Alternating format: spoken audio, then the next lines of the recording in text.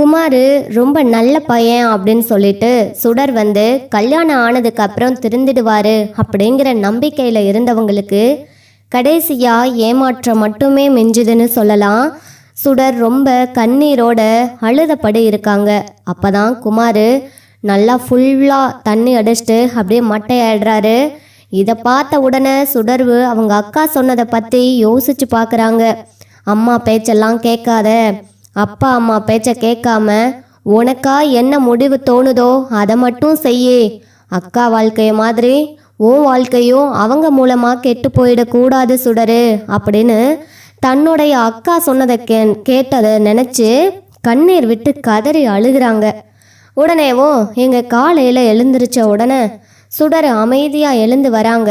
அப்போ தான் என்னாச்சு, ஏன் ஒரு மாதிரி டல்லாக இருக்க அப்படின்னு சுகன்யா வந்து கேட்குறாங்க. ஒன்றும் இல்லை, நான் நல்லா தான் இருக்கேன்னு சொன்ன உடனே என்ன குமாரும் ஒரு மாதிரியாக இருக்கான் அப்படின்னு பேசிகிட்டு இருக்காங்க. அதுக்கப்புறமா தான் எங்கள் சுடர் யாருக்கிட்டேயுமேவும் எதுவுமேவும் பேச பிடிக்கலை. தன்னோட வாழ்க்கையை நம்மளே அழிச்சிட்டோமோ, அக்கா பேச்சை கேட்டு இந்த கல்யாணத்துக்கு சம்மதிச்சிருக்க கூடாதோ அப்படின்ட்டு ரொம்ப அப்படியே சோகத்தோடையே இருக்காங்க. என்னம்மா, நேற்று நாளும் கொஞ்சமாவது பேசினேன், இன்னைக்கு அது கூட பேசலையே அப்படின்னு சாப்பிடும்போது எல்லாரும் கேட்குறாங்க. இதை கேட்ட உடனே அதெல்லாம் ஒன்றும் இல்லை அப்படின்ட்டு அங்கே எல்லாரும் முன்னாடியும் சுடர் வந்து சொல்லாமல் மறைக்கிறாங்க. அப்போ பழனிவேல் சொல்கிறாரு, பின்ன எப்படி அந்த புள்ள சந்தோஷமாக இருக்கும்னு நீங்கள் நினைக்கிறீங்களா? அந்த புள்ளைய சந்தோஷப்படுத்துகிற மாதிரி நம்ம குமார் பண்ணியிருப்பானா அப்படின்னு கேட்குறாங்க. உடனேவும் என்னடா பழனி என்ன சொல்கிறேன்னு கேட்ட உடனே இங்கே பாரு சித்தப்பா அமைதியாக இருங்கன்னு சொல்லி குமார் சைகையால் காட்டுறாரு. இருந்தாலும் அங்கே இருக்கிறவங்களுக்கெல்லாம் சாக்கா இருக்குது. சக்திவேலு கேட்குறாரு, ஏ பழனி என்ன பேசிக்கிட்டு இருக்க, அவன் தான் இப்பெல்லாம் ஒழுங்காக இருக்கிறேன்னு சொல்லிட்டான்ல அப்படின்னு சக்திவேல் சொல்கிறாரு. கிழிச்சான், உங்கள் புள்ள என்னைக்குனே ஒழுங்கா சொன்னதை செஞ்சுருக்கான். நான் அப்போவே சொன்னேன் இவெல்லாம் திருந்தவே மாட்டான், இப்படி தான் இருப்பான்னு சொல்லி. யாருமே கேட்கல. அவனுக்கு ஒரு பொண்ணை பிடிச்சி கல்யாணம் பண்ணி வச்சுங்க. இந்த கல்யாணம் யாருக்குமே பிடிக்காட்டியாலும் சரி, நம்ம குமார் இனிமே திருந்தி வாழட்டும் அப்படிங்கிறதுக்காகவும் இந்த வீட்டில் உள்ளவங்க சந்தோஷத்துக்காகவும் சரின்னு ஒத்துக்கிட்டா இவன் நேற்று நைட்டு என்ன காரியம் பண்ணிக்கிட்டு இருந்தான்னு உங்களுக்கு தெரியுமானே அப்படின்னு கோவத்தோட கொந்தளிக்கிறாரு. இதை கேட்ட உடனே டேய் என்னடா பேசிக்கிட்டு இருக்க, சொல்லுடா அப்படின்னு மிரட்டுறாங்க. உடனேவோ அதையும் நானே சொல்லிடுறேனே, நேற்று நைட்டு சுகன்யா சுடரை ரெடி பண்ணி விட்டுட்டு குமாரை காணுங்க, அவன் எங்கே இருக்கான்னு பார்த்துட்டு ரூமுக்கு போக சொல்லிட்டு வாங்கன்னு சொன்னான். நானும் குமாரை காணமேன்னு அங்கேயும் இங்கேயும் தேடி பார்க்குறேன். அவன் எங்கே இருந்தான் என்ன பண்ணிக்கிட்டு இருந்தான்னு தெரியுமா உங்களுக்கு? வெளியில் உட்காந்து குடிச்சுக்கிட்டு இருந்தான். நான் போன உடனே அப்படிதான் சித்தப்பா குடிப்பேன், எனக்கு ரொம்ப சோகமாக இருக்குது, சோகத்தை மறைக்கிறதுக்காக நான் குடிச்சிருக்கேன், திடீர்னு வந்த சோகம், இதெல்லாம் நோண்டி நோண்டி என்கிட்ட கேள்வி கேட்காதீங்க, முக்கியமாக பெரியப்பா கிட்ட சொல்லிடாதீங்க அப்படின்னு சொல்லிட்டு போகிறானே அப்படின்னு இங்கே பழனிவேல் எல்லாரும் முன்னாடியும் போட்டு உடைக்கிறாரு. சுடரு அப்படியே அழுகிறாங்க. உடனே மாறி வந்துட்டு வடிவு மாறியும் நீ ஏமா அழுகிற, நீ அழாதம்மா, உனக்காக நாங்கள் எல்லாரும் இருக்கோம், நீ ஒன்றும் கவலைப்படாதம்மான்னு சொல்கிறாங்க. இல்லை, நான் அதை நினச்சி எதுவும் அழலை, என்னோட வாழ்க்கை இவ்வளோ சீக்கிரம் எனக்கு இப்படி அமையும்னு நான் எதிர்பார்க்கல. என் அக்கா அடிக்கடி சொன்னான் வேண்டான்னு, ஆனால் அவளை கூட நான் எடுத்தறிஞ்சு பேசிட்டு இந்த கல்யாணத்துக்கு சம்மதிச்சேன்ல, அது என் தலையில் நானே மண்ணை வாரி போட்டுக்கிட்டேன்னு நினைக்கிறேன். யாராக இருந்தாலும் கொஞ்ச நாளில் திருந்திடுவாங்கன்னு சொல்லுவாங்க, ஆனால் இவர் திருந்திடுவாருங்கிற நம்பிக்கை இருந்துச்சு, திருந்திட்டாருன்னு கூட அப்பாவும் அம்மாவும் சொன்னாங்க, நானும் அதை நம்பினேன். ஆனால் இப்போ தான் தெரியுது அவர் என்ன அவரோட கெத்தை காமிக்கிறதுக்காக தான் என்னை கல்யாணம் பண்ணியிருக்கிறதா சொல்கிறாரு. நான் என்ன உயிர் இல்லாத பொம்மையா? அவர் கெத்தை காமிக்கிறதுக்கு எனக்கு தாலி கட்டியிருக்கிறாரு. நேற்று நைட்டு அந்த அரசியை வெறுப்பேற்றுறதுக்காக யாரும் எனக்கு பொண்ணு தரலை அப்படின்னு நிற்கிறத விட கிடைச்ச பொண்ணு கழுத்தில் தாலி கட்டிட்டேன், உன்னை பிடிச்செல்லாம் நான் கல்யாணம் பண்ணிக்கலன்னு என்கிட்ட சொன்னார். எனக்கு ரொம்ப அசிங்கமாக போயிடுச்சு. அப்போது என் அப்பா அம்மா கிட்ட எதுவுமே இல்லாததுனால தானே இப்படி ஒரு வாழ்க்கையை எனக்கு தேடி கொடுத்துட்டாங்க. எனக்கு ரொம்ப அவமானமாக இருக்குது அப்படின்னு அங்கே சொல்லிக்கிட்டேவும் சுடர் அழுகுறாங்க. நீ அழாதம்மான்னு சொல்லிட்டு வேகமாக சக்திவேல் வந்துட்டு, ஏண்டா இப்படியெல்லாம் பண்ணி தொலைச்ச, உனக்கு எத்தனை வாட்டி சொன்னேன் கேட்க மாட்டேங்கிற அப்படின்னு சொன்ன உடனே எங்கள் முத்துவேல் எழுந்திருச்சு, என்னடா குமார், நேற்று தான் படித்து சொன்னேன், எதுவும் பிரச்சனை வேணாண்டா, அமைதியாக இருடா, இதுக்கு மேலே குடும்பம் குழந்தை அப்படின்னு எல்லாம் ஆயிடும்டா அப்படின்னு சொல்லியும் கேட்காம குடிச்சிட்டு அந்த பிள்ளையோட மனசையும் காயப்படுத்தியிருக்கிற அப்படின்னு சொல்லி திட்டின உடனே, இங்கே பாருங்க பெரியப்பா, எல்லாருக்கும் ஒன்று சொல்லிக்கிறேன், நான் அப்படியெல்லாம் சொன்னது உண்மைதான்.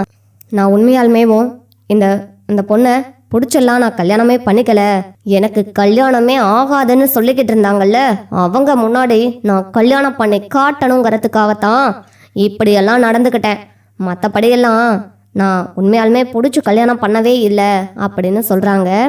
இதை கேட்ட உடனே, இதுக்கு தான் நான் சொன்னேன், கேட்டிங்களா தம்பி குமார் என்ன பேசுகிறான்னு, நான் சொன்னதுக்கு நீங்கள் யாருமே கேட்கவே இல்லை, இப்போ பாருங்க அப்படின்னு சொல்கிறாங்க. டேய், அப்படி அந்த பாண்டிய மவளை தான் கல்யாணம் பண்ணிக்கணும்னா ஏண்டா என்கிட்ட நீ சொல்லவே இல்லை, ஏதோ ஒரு பொண்ணு எனக்கு கல்யாணமே ஆகாது போல இருக்குதுன்னு தானடா சொன்னேன், சரி இனிமேலாவது ஒழுங்காக இருக்க கற்றுக்கோடான்னு சொல்லி உட்காந்து சாப்பிட சொல்கிறாங்க. இங்கே சுடர் எழுந்து போயிடுறாங்க. போனது மட்டும் இல்லாமல் தன்னுடைய அக்காவுக்கு ஃபோன் பண்ணுறாங்க. அக்கா மனசு கஷ்டப்படுவாளா அப்படின்னு சொல்லிட்டு ஃபோன் பண்ணுறாங்க. ஃபோன் பண்ண உடனே அக்கா அப்படின்னு கூப்பிடுறாங்க. உடனேவும் நல்லா இருக்கியாக்கான்னு சொல்லி கேட்ட உடனே, எனக்கு என்ன சுடரு, நான் நல்லா தான் இருக்கேன், நீ முதல்ல எப்படி இருக்கிறேன்னு சொல்லு, கல்யாண வாழ்க்கையெல்லாம் சந்தோஷமாக போச்சா, அங்கே இருக்கிறவங்க கிட்டலாம் நீ நல்லபடியாக பழகிட்டியா அப்படின்னு கேட்குறாங்க. உடனே சுடர் வந்துட்டு வாயை பொத்திக்கிட்டு அழுகுறாங்க. அப்போ தான், சுடரு லைனில் இருக்கிறியா, என்னாச்சு, ஏன் பதிலே பேச மாட்டேங்கிற அப்படின்னு தங்கமயில் கேட்ட உடனேவும் அக்கா நீ சொன்னபடி நான் கேட்கவே இல்லை, இன்னைக்கு என் வாழ்க்கை மொத்தமும் போயிடுச்சுக்கா அப்படின்னு அழுகுறாங்க.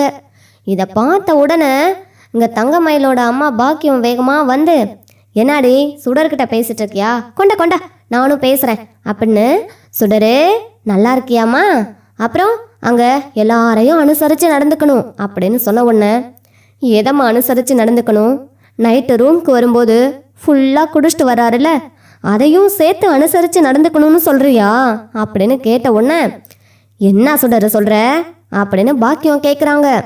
ஆமாம்மா, அக்கா அப்பவும் சொன்னான், நீ தப்பான வாழ்க்கையை தேர்ந்தெடுக்கிற, நான் தான் அப்பா அம்மா பேச்சை கேட்டு என் வாழ்க்கையை இழந்துட்டு வந்து நிற்கிறேன், உனக்கும் அந்த மாதிரி ஆயிடக்கூடாதுன்னு என் மேலே உள்ள அக்கறையில் அவள் கேட்டா, ஆனால் அதை எல்லாமே உங்களுக்காக நான் பண்ணினேன், அக்காவோட வாழ்க்கை இப்படி ஆயிடுச்சே அப்படிங்கிறதுக்காகவும், அக்காவும் நானும் இந்த வீட்டில் இருந்தா அக்காவை தான் நீங்கள் திட்டிக்கிட்டு இருப்பீங்கன்னு நானும் சொன்னவங்களை கல்யாணம் பண்ணிக்கிட்டு போயிட்டேன், ஆனால் இப்போது இங்கே வந்து பார்த்ததுக்கு அப்புறம் தான் தெரியுது அவன் எவ்வளோ பெரிய குடிகாரன்னு, அவ்வளோதாம்மா, என்னை பேசி என்ன ஆக போகுது, நைட்டெல்லாம் குடிச்சிட்டு வந்து அப்படியே ஃபுல்லாக குடிச்சிட்டு உன்னை நான் வந்து சும்மா தான் கல்யாணம் பண்ணினேன், 4 பேர்கிட்ட கெத்து காமிக்கணும்னு தான் கல்யாணம் பண்ணினேன், இல்லைனா உன்னை நான் கல்யாணம் பண்ணியிருக்க மாட்டேன், அந்த அரசியை தான் எனக்கு பிடிச்சிருக்குன்னு சொன்னாரம்மா, நான் என்ன பண்ணுறது அப்படின்னு சொன்ன உடனேவும் இங்கே சரின்னு சொல்லிட்டு ஃபோனை வாங்கி பேசிட்டு, நீ எதுக்கும் கவலைப்படாத, உன் அக்கா நான் இருக்கேன், என்ன பிரச்சனையாக இருந்தாலும் எனக்கு நீ கூப்பிடு அப்படின்னு சொல்லிட்டு ஃபோனை வைக்கிறாங்க. வச்ச அடுத்த நிமிஷமே, இப்போ உங்களுக்கெல்லாம் சந்தோஷமாக இருந்திருக்கும்லம்மா, நான் அப்போவே சொன்னேன், தங்கச்சியை பார்த்து கொடுங்க, அந்த குமார் நல்லவனே கிடையாது, அவனுக்கு போய் சுடரை கொடுக்குறீங்களே அப்படின்னு சொன்னதுக்கு யாருமே என் பேச்சை கேட்கல, இல்லை இப்போது அவளும் என்ன மாதிரி அழுதுகிட்டு இருக்கா, இப்போ உங்களுக்கு சந்தோஷமா சொல்லுங்கம்மா, ஏன் தான் இப்படியெல்லாம் இருக்கிறீங்கன்னே தெரியல, உலகத்தில் உங்களை மாதிரி ஒரு அப்பா அம்மா யாருக்குமே கிடைக்கக்கூடாது, இவ்வளோ மோசமாக இருக்கிறீங்க அப்படின்னு இங்கே தங்கமயில் அழுகுறாங்க. உடனே பாக்கியம் வந்துட்டு தங்கமயில் அங்கிட்டு போன உடனே, யோ நீ போய் ஆட்டை பிடிச்சிட்டு வா, நான் பர்ஸ் எடுத்துக்கிட்டு வரேன் அப்படின்னு சொல்லிட்டு பர்ஸ் எடுத்துகிட்டு கிளம்புறாங்க. பாக்கியம் எங்கே நம்ம போக போகிறோம் அப்படின்னு கேட்ட உடனே, யோ அமைதியாக வான்னு சொல்கிறேன்ல அப்படின்னு சொல்கிறாங்க. வேற எங்கே போகிறது, அங்கே என்ன நடக்குது, என் பொண்ணு எப்படி இருக்கிறான்னு பார்த்துட்டு வரதான் போகிறேன், அது மட்டும் இல்லை, என்னையா வந்து அந்த ஆள் வீடு தேடி வந்து பொண்ணு கேட்டாரு, ஒன்றுமே வேணாம், உன் பொண்ணை மட்டும் கொடு, ராணி மாதிரி வச்சு பார்த்துக்கிறேன், அந்த வீட்டில் இருக்கவங்க எல்லாரும் யாரும் எதுவும் சொல்ல மாட்டாங்க, உன் பொண்ணு மகாராணி மாதிரி வாழுன்னு சொல்லி தானையா நம்ம கொடுத்தோம், அந்த ஆளை சொல்ல வந்தானே கொடுத்தோம். இப்போ என் பொண்ணு அடுத்த நாளே ஃபோன் போட்டு அழுகிறா. என்ன பண்ண சொல்கிற பார்த்துக்கிட்டு. அதனால தான் 2ல் 1 கேட்காம வரமாட்டேன்னு கிளம்பி போகிறாங்க. அங்கே போன உடனே வாங்க சம்மந்தி, வாங்க உள்ளே வாங்க அப்படின்னு எல்லாரும் வரவேற்கிறாங்க. வரவேற்பெல்லாம் ரொம்ப பலமாக தான் இருக்குது. ஆனால் என் பொண்ணு தான் இங்கே நிம்மதியா இல்லையே. உங்கள் தங்கச்சி வீட்டில் என் மூத்த பொண்ணை கட்டி கொடுத்து உங்களுக்கே தெரியும் நிலைமை எப்படி இருக்குதுன்னு.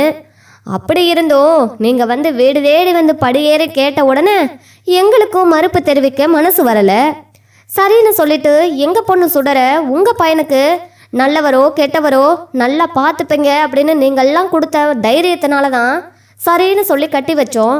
சரிம்மா, இப்போ அதுக்கு என்னம்மா, உங்கள் பொண்ணு நல்லா தான் இருக்கா அப்படின்னு சொன்னோன்னே, என் பொண்ணை கூப்பிடுங்க, அவள் வாயால் சொல்லட்டும், நான் அப்புறம் கிளம்புறேன்னு சொன்ன உடனே கீழே இறங்கி வராங்க சுடரு. வந்த உடனே சுடரு என்னடா, என்ன பிரச்சனை?